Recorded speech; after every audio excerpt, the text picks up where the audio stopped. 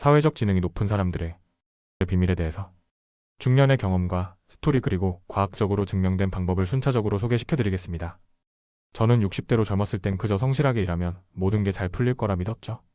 하지만 세월이 지나면서 깨닫게 됐습니다. 인생에서 가장 중요한 건 결국 사람이라는 것을요. 이제 돌아보면 사회적 지능이 높다는 건 특별한 재능이 아니라 배울 수 있는 기술입니다. 저 역시 예전엔 사람들과 엇나갈 때도 많았지만 경험을 통해 조금씩 깨달아왔습니다. 오늘 저는 사회적 지능이 높은 사람들의 특징을 제 경험과 이야기 속에서 풀어보려 합니다. 누군가에게 작은 도움이 될 수 있다면 좋겠습니다. 사람을 있는 그대로 보는 법. 제가 50대 중반이었을 때입니다. 당시 저는 중소기업의 임원으로 일하고 있었죠. 회사에서 직원들과 친해지고 싶었지만 거리감이 느껴졌어요. 어느 날 신입사원 민수가 출근 첫날부터 지각을 했습니다. 속으로 어휴, 요즘 젊은 것들은 기본이 안 돼 있어? 라고 생각했죠. 그런데 퇴근길에 우연히 민수가 전화통화를 하는 걸 들었습니다. 엄마, 오늘 병원은 잘 다녀오셨어요? 네, 아침에 약 타러 갔다가 늦었어요. 죄송해요. 앞으로 더 잘할게요. 그제야 알았습니다. 그의 지각이 무책임 때문이 아니라 아픈 어머니를 챙기느라 벌어진 일이었단걸요. 그날 이후 저는 사람을 쉽게 판단하지 않으려 노력했습니다. 사회적 지능이 높은 사람들은 다른 사람을 단순한 행동으로 단정짓지 않습니다. 겉으로 보이는 모습이 전부가 아니니까요. 그래서 저는 사람을 볼 때 이렇게 질문합니다. 이 사람이 왜 이렇게 행동할까? 내가 모르는 사정이 있을지도 몰라. 이 작은 습관이 사람들과의 관계를 훨씬 부드럽게 만들어줬습니다. 감정을 조절하는 법. 60대가 되면서 감정을 다스리는 일이 얼마나 중요한지 깨닫게 됐습니다. 특히 화를 다스리는 법 말이죠. 몇 년 전 오랜만에 친구들과 골프를 치러 갔습니다. 그날 저는 좀 예민했어요. 공이 계속 엉뚱한 곳으로 날아가서 짜증이 났거든요. 그런데 그때 철수가 농담처럼 말했습니다. 야, 성우야. 너 공 치는 거 보니까 이길 걱정은 없겠다. 하. 그 말을 듣는 순간 얼굴이 확 달아올랐습니다. 뭐? 네가 뭔데 내 실력을 평가해? 하지만 문득 생각했어요. 이 말에 이렇게 화낼 필요가 있을까? 이건 그냥 농담일 뿐이잖아. 그래서 저는 한숨을 푹 쉬고 웃으며 말했죠. 그래, 내 말 맞다. 근데 너도 공 날리는 거 보니까 나랑 비슷하더라? 그 순간 분위기가 확 풀렸습니다. 만약 제가 감정을 못 다스리고 욱했다면 친구들과의 관계가 어색해졌겠죠? 사회적 지능이 높은 사람들은 자신의 감정을 조절하는 법을 압니다. 순간의 감정에 휘둘리지 않고 한 박자 쉬어가는 습관이 있죠? 그날 이후 저는 화가 날 때마다 스스로에게 3가지 질문을 합니다. 이 말을 너무 심각하게 받아들이는 건 아닐까? 이 감정을 조금만 참고 나면 더 좋은 방향으로 풀릴까? 내가 화내서 얻을 게 있을까? 이 질문들이 저를 더 여유 있는 사람으로 만들어줬습니다. 분위기를 읽고 말 한마디를 신중하게 하게. 몇 달 전 후배가 운영하는 작은 식당에 갔습니다. 후배는 요즘 장사가 잘 안 된다며 고민이 많더군요. 옆 테이블에는 한 중년 남성이 직원에게 불만을 터뜨리고 있었습니다. 이봐요, 내가 이거 안 시켰다고 몇 번을 말합니까? 직원은 당황해서 어쩔 줄 몰랐고 가게 안의 분위기는 급격히 싸해졌습니다. 그때 후배가 조용히 다가가 이렇게 말했습니다. 손님 죄송합니다. 저희 직원이 실수한 것 같습니다. 오늘 식사 불편함 없이 하실 수 있도록 제가 신경 쓰겠습니다. 그리고 그는 직원에게 가서 괜찮아. 실수는 누구나 하는 거야. 라고 말했어요. 그 말을 듣자마자 손님의 표정이 누그러졌고 가게의 분위기도 다시 편안해졌습니다. 그때 깨달았습니다. 사회적 지능이 높은 사람들은 상황을 빠르게 파악하고 적절한 말 한마디로 분위기를 바꿀 줄 안다는 사실을요. 말을 할 때 내가 이 말을 하면 상대방이 어떻게 반응할까? 를 한 번만 더 생각해보면 더 좋은 관계를 만들 수 있습니다. 다른 사람의 감정을 알아채는 능력. 사람들이 자신의 고민을 이야기할 때 우리는 종종 해결책을 제시하려 합니다. 하지만 때때로 해결책보다 중요한 것은 공감하는 것입니다. 얼마 전 딸이 저에게 이런 말을 했습니다. 아빠, 요즘 회사에서 너무 스트레스 받아. 저는 그 말을 듣자마자 그러면 그냥 퇴사해. 요즘 좋은 직장도 많잖아? 라고 말했어요. 그러자 딸이 짜증을 내며 말했습니다. 아빠, 내가 해결책을 몰라서 말한 게 아니야. 그냥 들어줬으면 좋겠어. 그제야 알았습니다.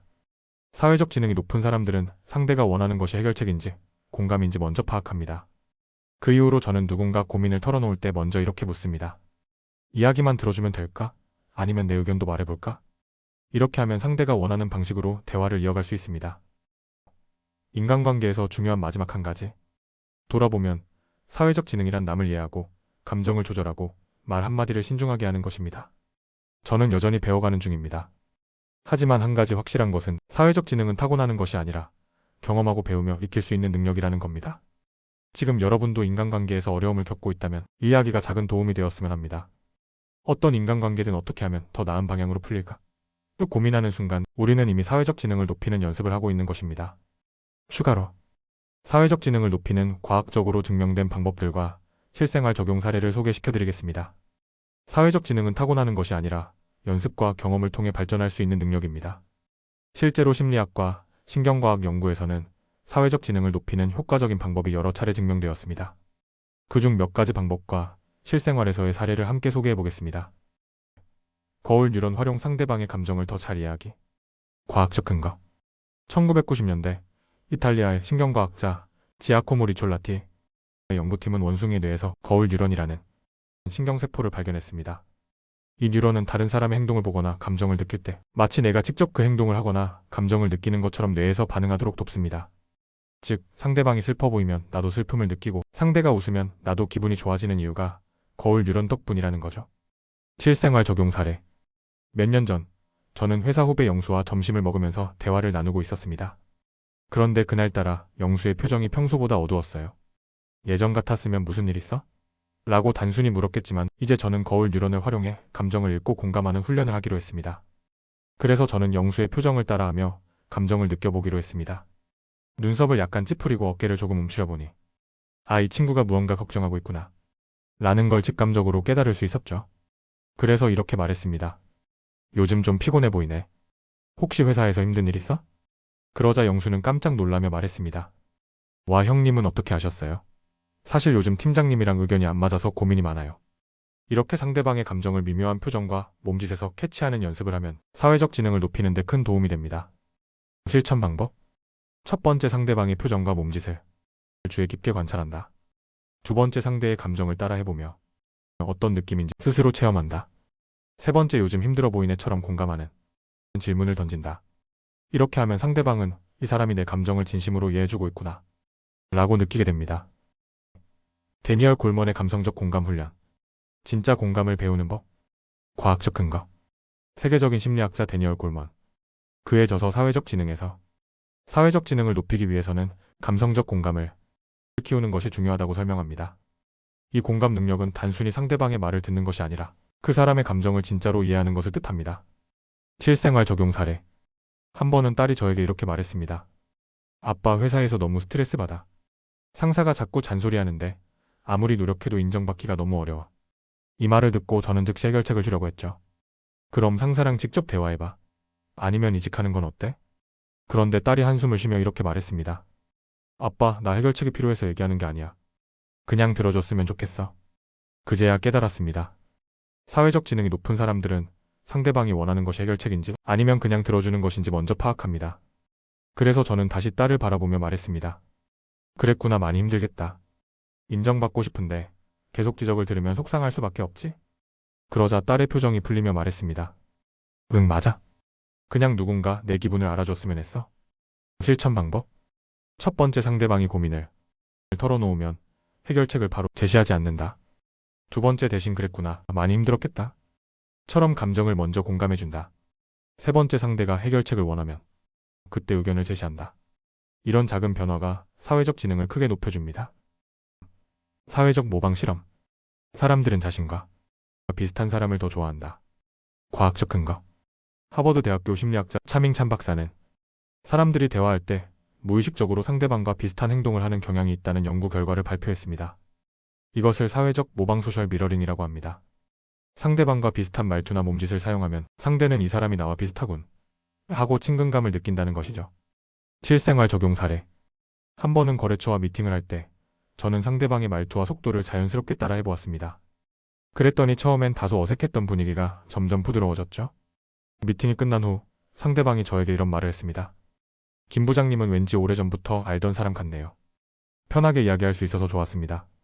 사실 저는 특별히 한 것이 없습니다. 그저 상대방의 말투와 몸짓을 자연스럽게 따라했을 뿐입니다. 실천 방법.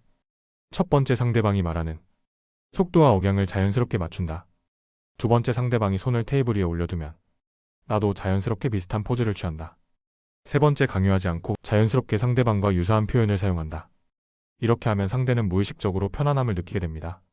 사회적 지능은 노력하면 높일 수 있다. 사회적 지능은 타고나는 것이 아니라 경험과 연습을 통해 발전할 수 있는 능력입니다. 거울 뉴런을 활용해 상대의 감정을 읽고 감성적 공감을 통해 해결책이 아닌 위로를 주며 사회적 모방을 활용해 자연스럽게 친밀감을 형성하면 우리는 더 원활한 인간관계를 만들어 갈 수 있습니다. 이제부터라도 작은 실천을 해보는 건 어떨까요? 여러분도 사회적 지능을 키우고 더 좋은 관계를 만들어 갈 수 있을 겁니다. 영상이 유익하셨다면 좋아요 버튼을 눌러주시고 앞으로도 더 많은 이야기를 듣고 싶으시다면 구독해주세요. 여러분의 소중한 공감 댓글도 기다리고 있습니다. 함께 소통하며 더 나은 관계를 만들어가는 여정을 계속해 나가요. 감사합니다.